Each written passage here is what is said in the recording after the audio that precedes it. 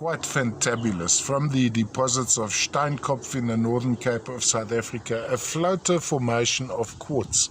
Now the clarity of these quartzes is quite amazing, can be compared to those of the Alps in Europe, the Bergkristal, but of course in this case it's got a little bit of color, sort of a smoky to grayish, maybe a little bit, it appears a bit green to me, and I found on some sections traces of epidote, so quite possible. This is a floater, can be displayed in many ways. Lovely doubly terminated crystal sitting across here. Another one over here, almost a barnacle quartz, so some quite abstract forms of the quartz. Not at all photogenic. These are best appreciated when held in hand.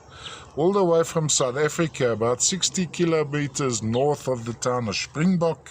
Of course, think of our rugby players here in South Africa, they call themselves the Springboks.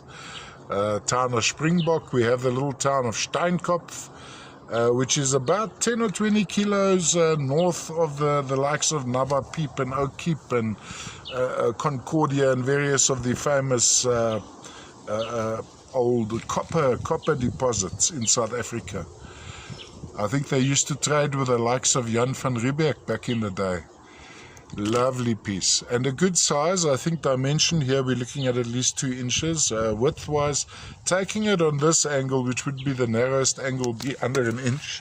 And width-wise, I think on the other one, on this angle, we'd be looking at just 1.5 inches or so.